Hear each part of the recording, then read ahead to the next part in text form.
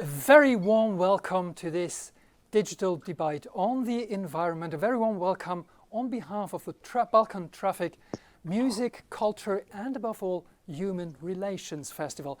My name is Olaf Bruns and I'm going to guide you through this next 45 minutes. Now initially these debates were planned as on-stage debates in a very prestigious cinema here in Brussels.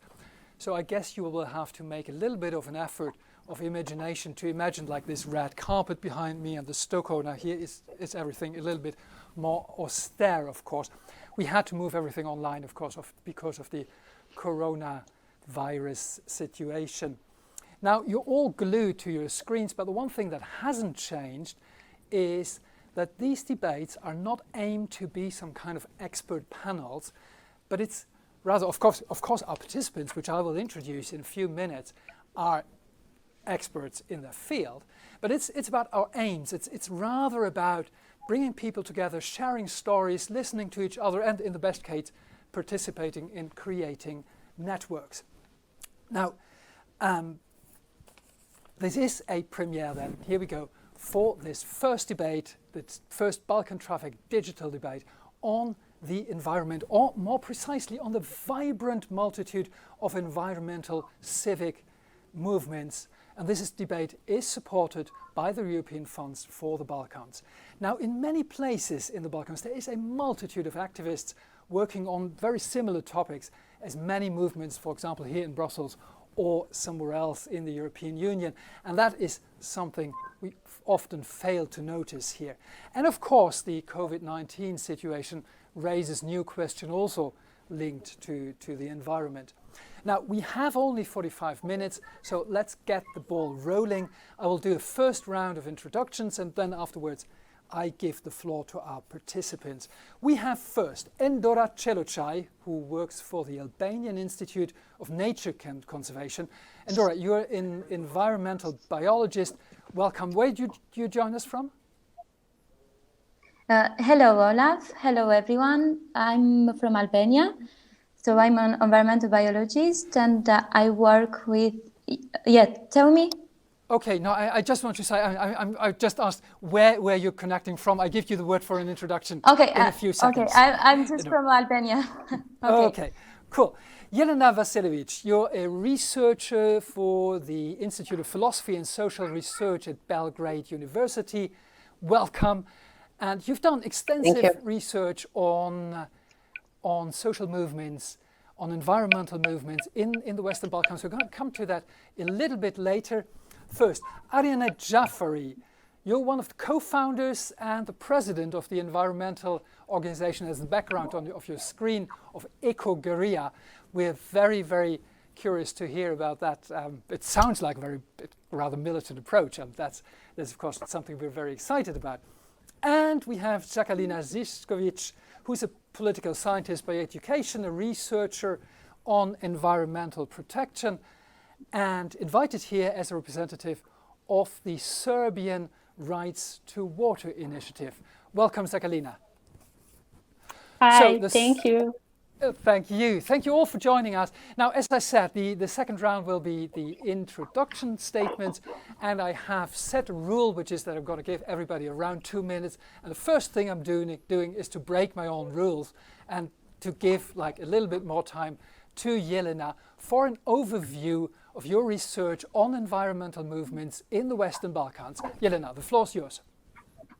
Thank you very much, and I will try to be brief, but let me just begin saying a couple of words on the civic initiative scene in the contemporary Western Balkans. So I was a lead researcher working on a project initiated by the European Fund for the Balkans, and we did a kind of a mapping of civic initiatives in the Western Balkans, and we thought it was very, very important because the current situation in the countries of the Western Balkans is such that we are experiencing a significant democratic backslide. rise in authoritarian governance, sharp decline of media freedom, etc. So there's this feeling that we're all looking for some new civic actors that could potentially also become new political actors capable of bringing more democratization and striving for democratization in the region. So we did this mapping in all 6 countries of the Western Balkans.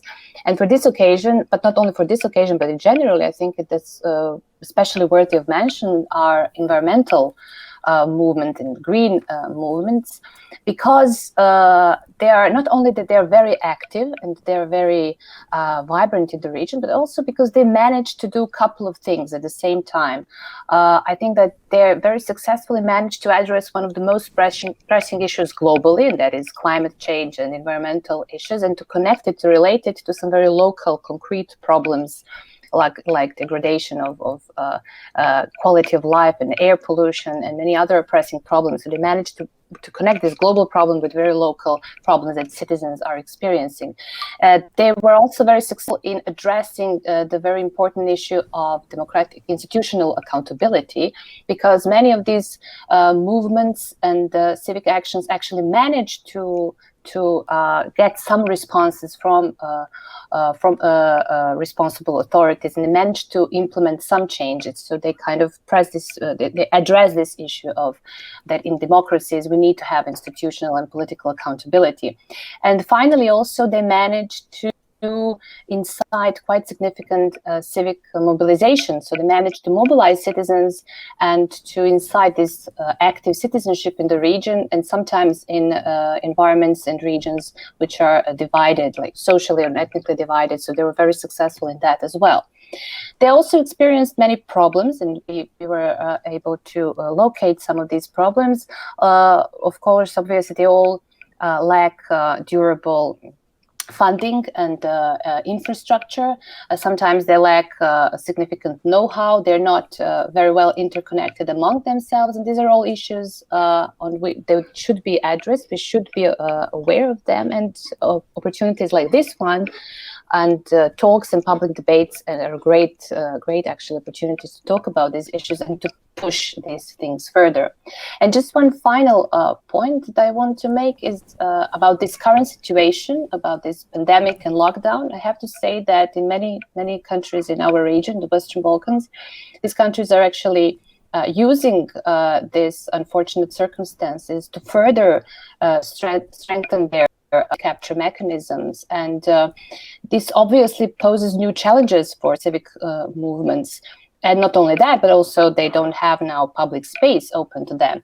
But I would say that also these times can provide opportunities as well, new opportunities for the civic movements to articulate their democratic potential, for these environmental initiatives to further insist on their environmental agenda by pointing how this predicament is inseparable from wider environmental concerns, and how issues like public health, clean environment, safe institutional accountability need to be prioritized. And I will stop here for the moment. Jelena, sometimes your connection was getting a little bit unstable, but I think we heard everything. Thank you very much. And I just pass the word to Endora. Do you find yourself back in this description Jelena just gave us? Yeah, mostly of the things that Jelena just said is quite similar in what's happening in Albania also, because you know that even Albania as a Balkan country is facing a lot of environmental problems, even though we have a great natural resources, and let's say that being part of these events or to work together, we can try to raise our voice and to touch people's minds to come in our cause and to try to raise awareness in nature protection and to participate in advocacy and lobbying processes for a cleaner living environment. So it's probably the same. So, Endora, may I just ask you a follow-up question already? What are you busy with at the Albanian Institute for Nature Conservation? What's your topics? What you're working on? Currently I'm a biologist that works in Institute for Nature Conservation in Albania, which is an NGO. It was established in 2000, but we work more, we are focused more in nature protection and biodiversity. When I say biodiversity, I say that we include here ecosystems, we include here species, when we have plants and animals that needs to be protected. And so we protect those areas that we call protected areas, and to bring together the local communities that lives nearby these areas, and they need to live in harmony with nature in this case.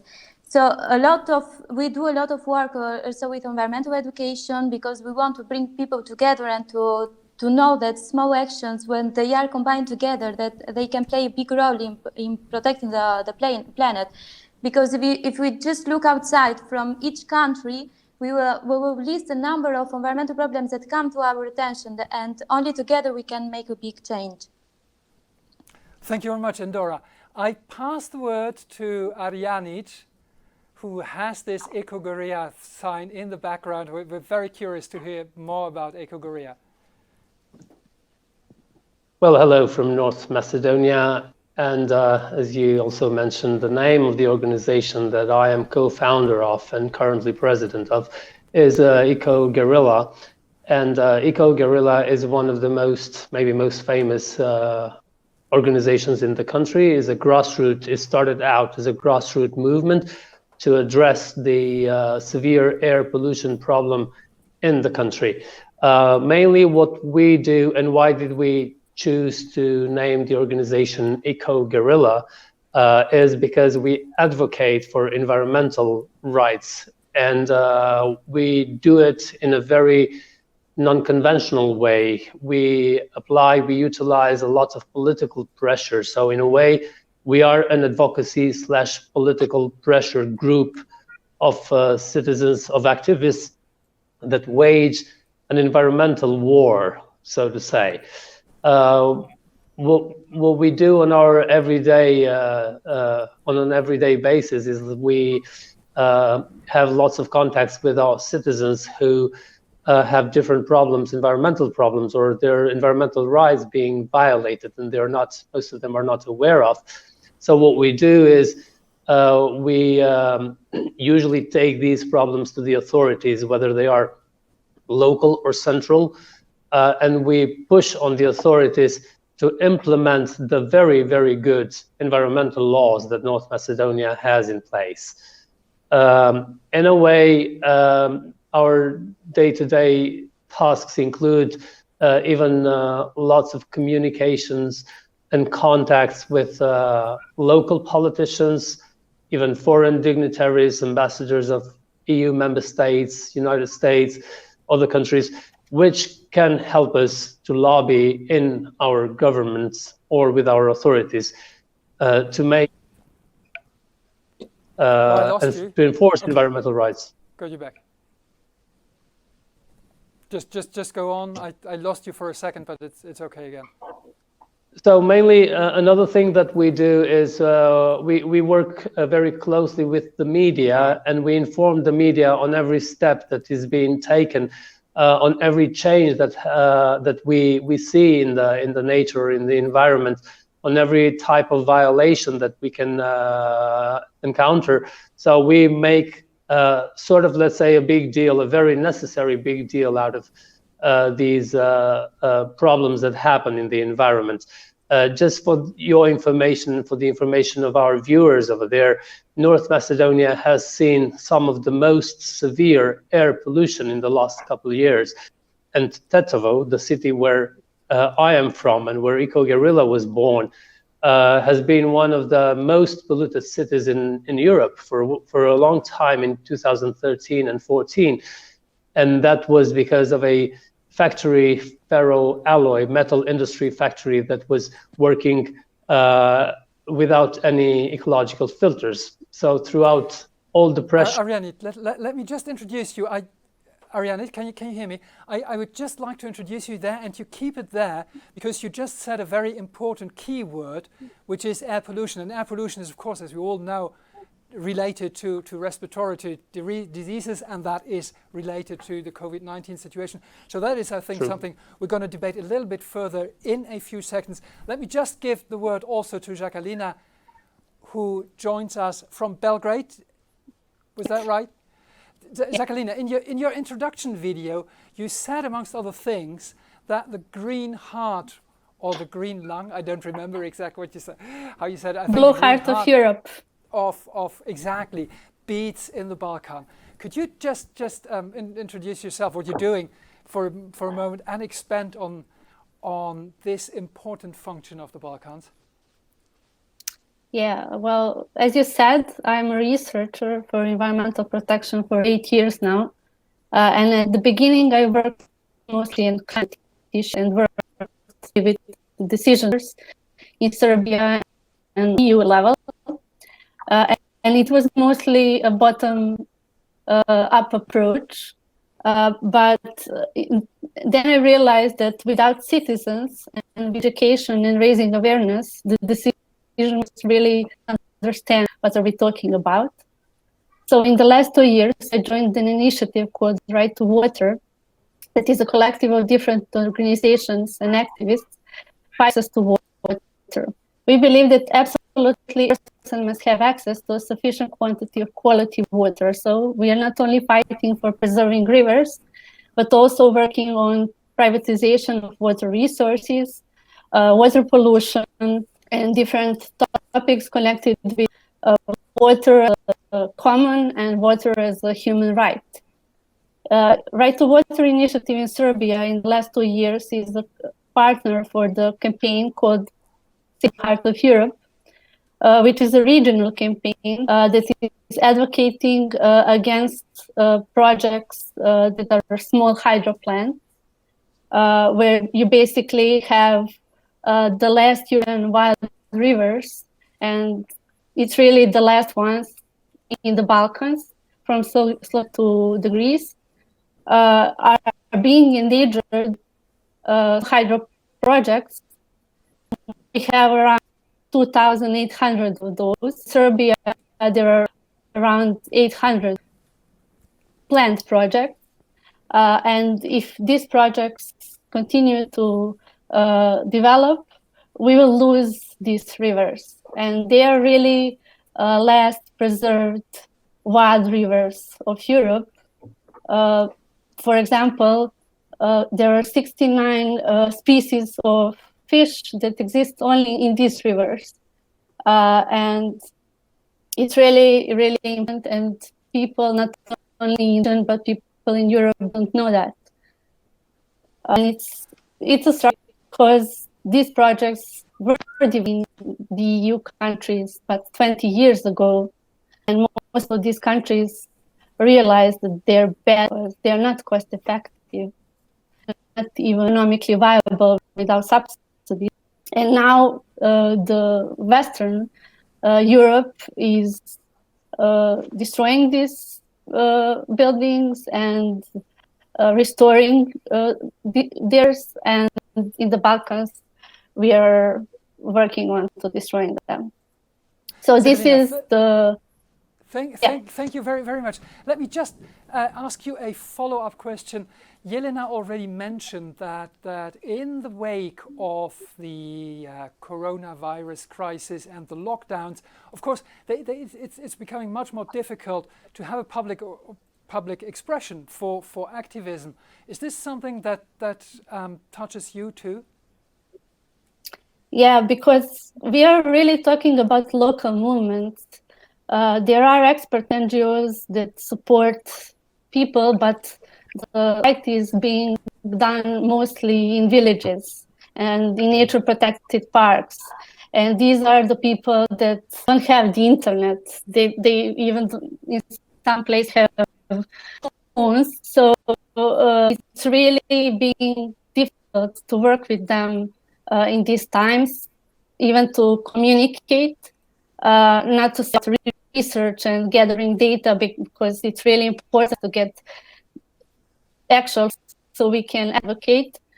And it's really been a struggle in the last 2 months, and also with public administration being in lockdown and only the necessary work, or, for example, our access to information requests are because the government doesn't have the obligation to answer to us. So really been well for us to gather data. Really difficult situation, actually, that is yeah, emerging and right on now. the other side, one sentence more, on the other side, we have information that these projects are going to be built in this lockdown. The private sector is not working, but we cannot confirm these informations because citizens are locked in homes. So it's really been.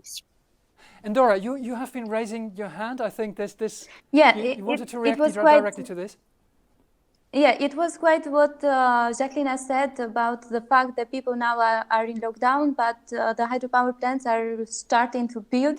So it's not that something is changing, but people now are taking their time to start building them. So it's quite very bad. And you basically are deprived of a moment of public action, of activism, of like the power you have built over all these years is now not working anymore. Is that the case? Yeah, but we are in lockdown. We can do nothing for the moment. Yeah. We have a lot of environmentalists that are working with local communities that are there, but you know that we can't break the rules and just to go there because will be worse, let's say. Yeah. Arianit, is this a situation you find too, that activism now under this lockdown, in this lockdown situation, is a difficult thing to develop? Well, indeed it is, because most of our communication, as I said earlier, is linked to contacting people directly, to meeting with them, to talking to them. But I think there's one positive thing in the example of North Macedonia, because for some reason, the media here is very supportive.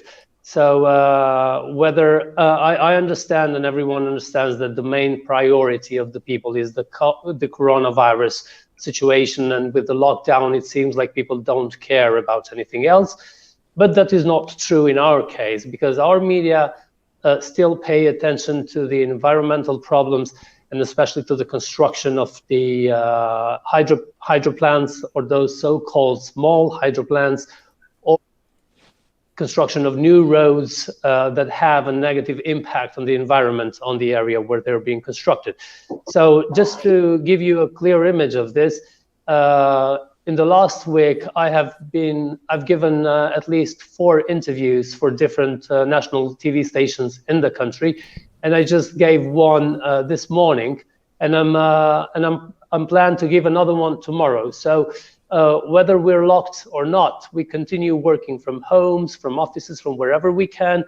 And again, we're connecting to different TV shows through Skype or through Zoom or different digital platforms as we're doing to make right sure now. we keep that, as we're doing right now, indeed.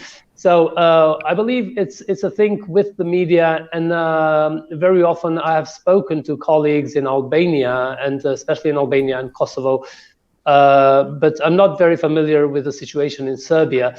But I think Albania has a bigger problem with the media supporting these grassroots movements, whereas in North Macedonia, the media is showing a lot of support. So they help us a lot, and we don't allow the lockdown to change the momentum or to throw us off the spotlight, if I may so. Off the tracks, indeed, yes. Jelena, may I just throw this question to you? Is like the media's attention to this movement, has that been part of your research? Would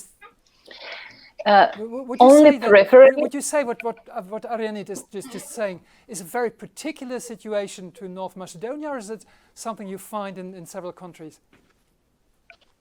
Well, media situation is not ideal in any of the countries of the Western Balkans, but it's different in different countries. It's definitely different. For instance, Serbia has experienced a significant decline in media freedom over the last couple of years. It's very important because you have to have a message put through. I mean, you have they have to have some access to media to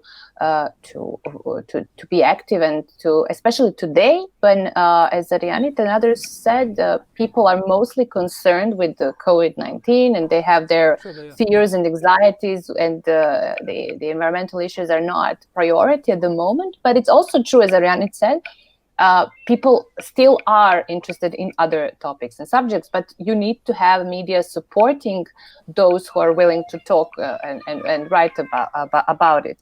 So when it comes to media, I think it's a very important thing. It's very important that that activists have access to media, that you have media who are supporting of the activist cause, but it's a two-way street. So you also need to build, I believe that we need to build some capacities of movements and activists themselves, but also we need to work a lot in the media sector in itself as well.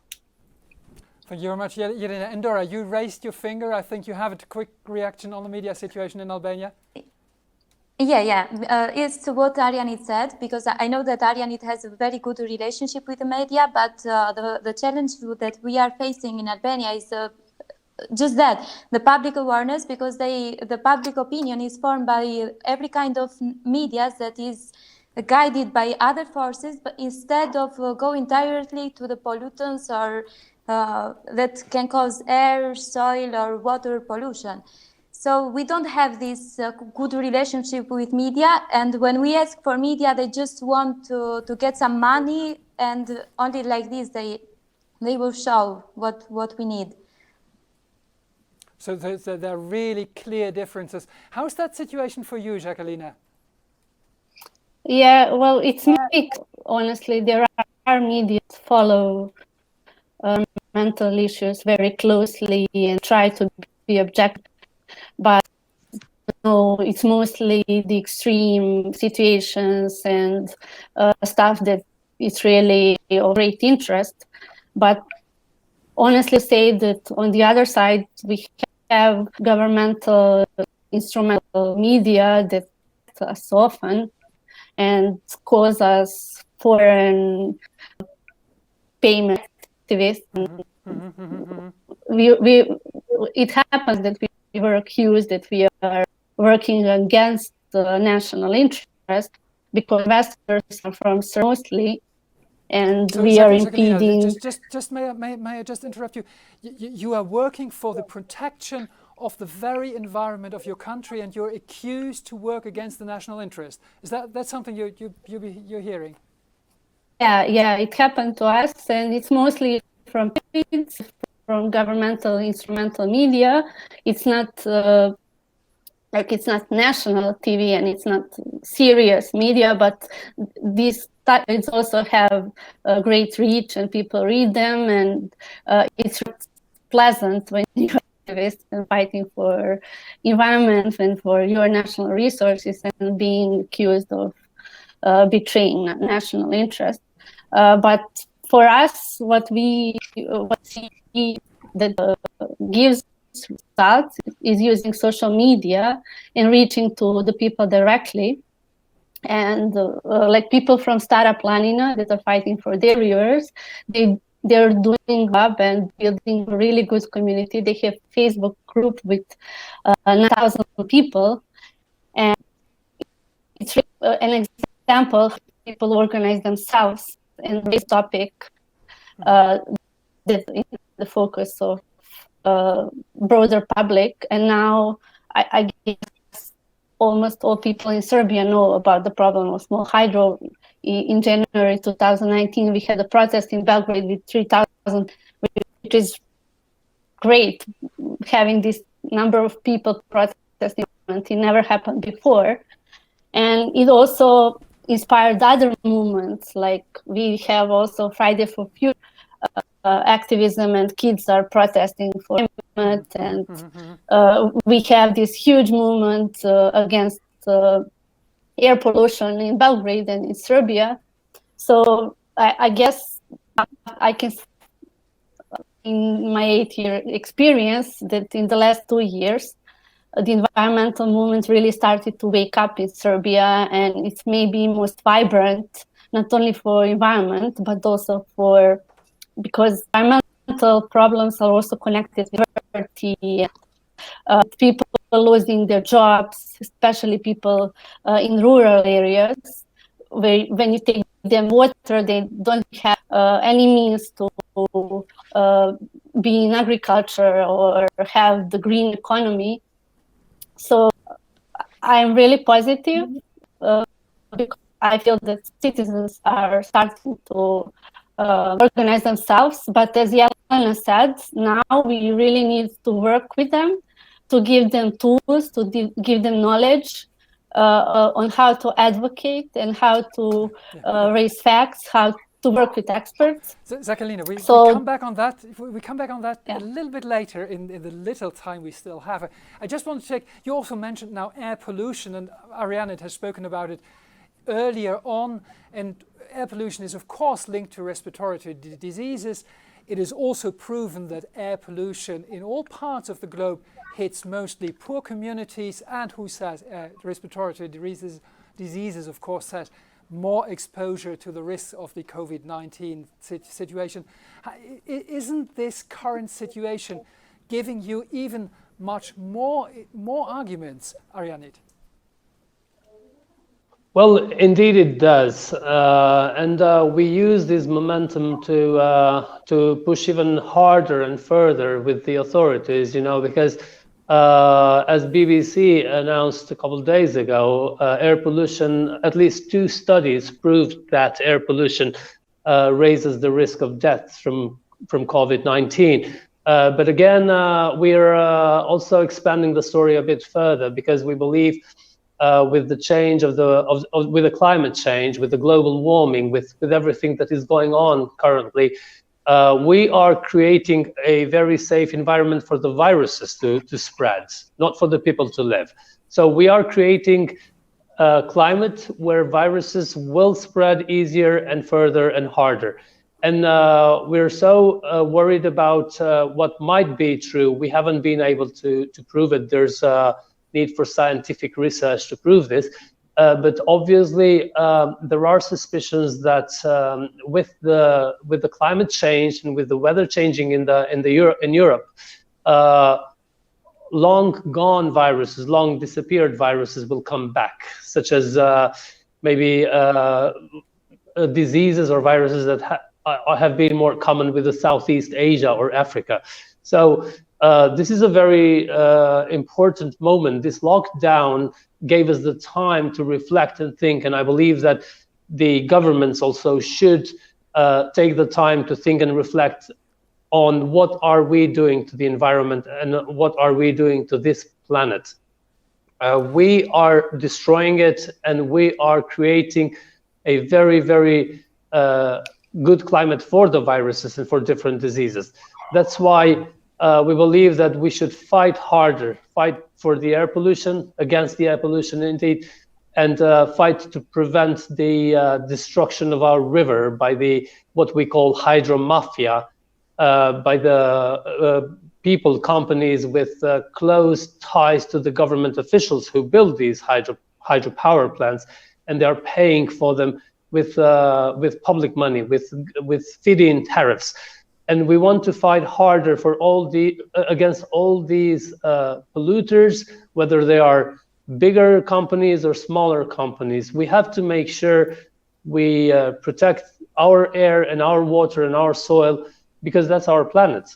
And if we don't like this 2 months lockdown that we've been on so far, I'm afraid I have some bad news. We might have to get locked up even for longer, and even in a deeper crisis. So which is of course an excellent reason to act now to change things, because, well, to the degree we can still stop this train, but we really have to. I just wanted to take the word from you and give it to just one sentence to close that. Yes, and I just wanted to say this, that as environmental activists and environmental movements and organizations, maybe we should sometimes switch a little bit to the left or to the right and hit some other topics, like the rule of law and the culture of impunity that exists in our countries. And these problems, the lack of rule of law and the culture of impunity, enable this safe environment for such criminal activities against the environment. So maybe sometimes we should really strike the politics and the decision makers where it hurts. So that's what I just wanted to add. Well, that is in general, I think, a very good advice to political activism.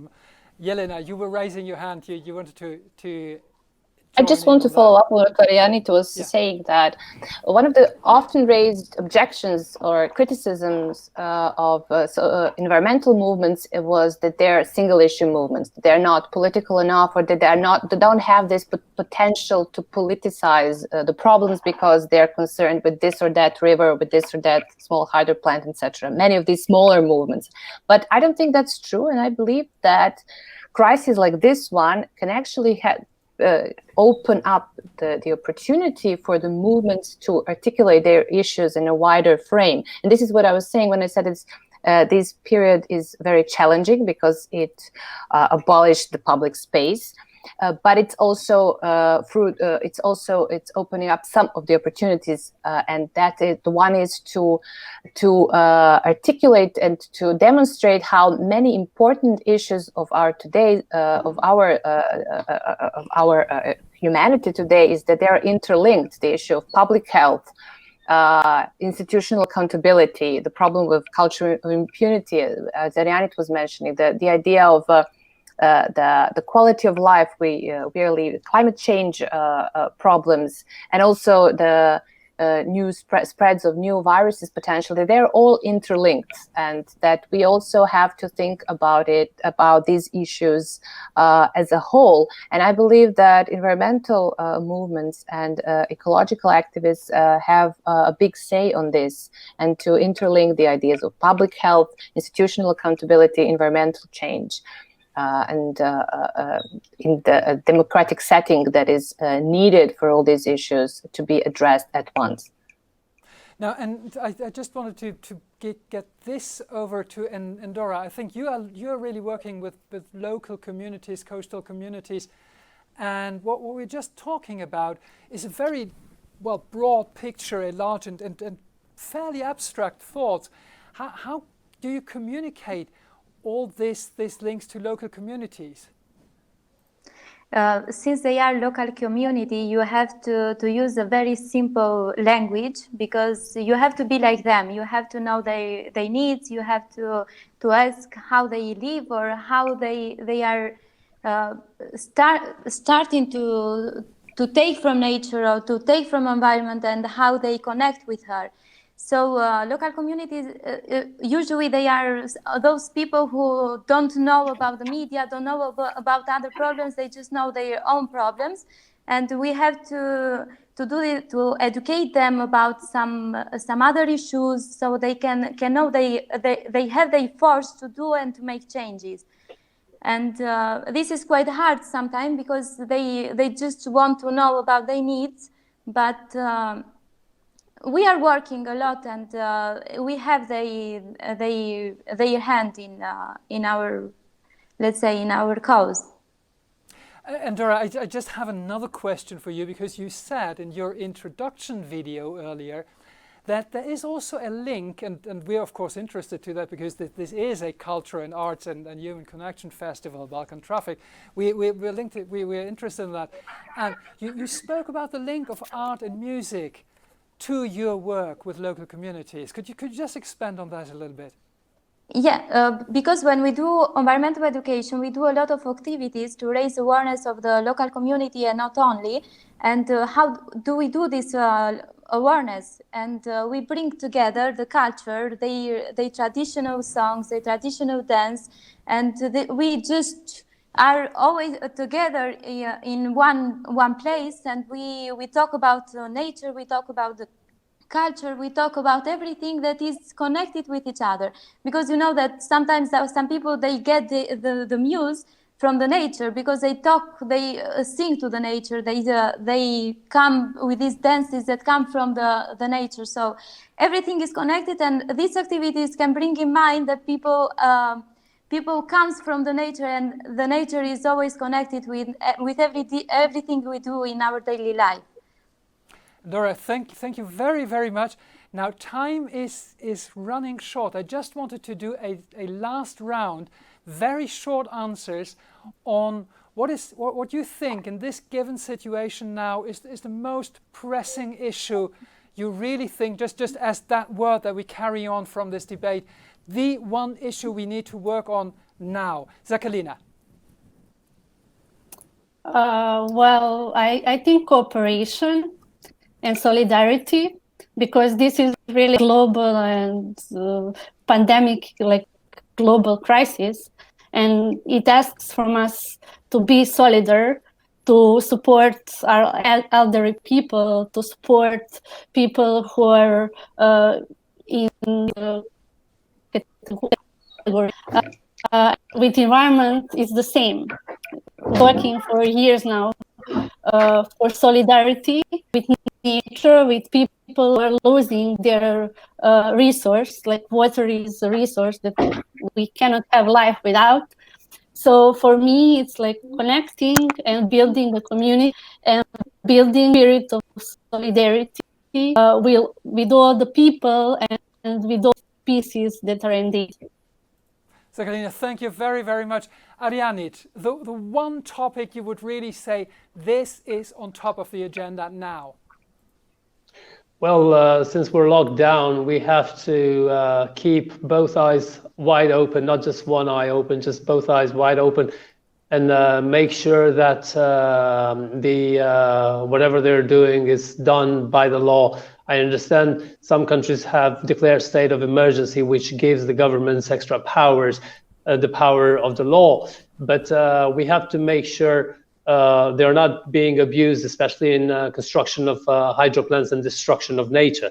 So I think we should beware and watch out from these kind of frauds that might happen, this kind of tactics that the hydro mafia and their friends in the governments use.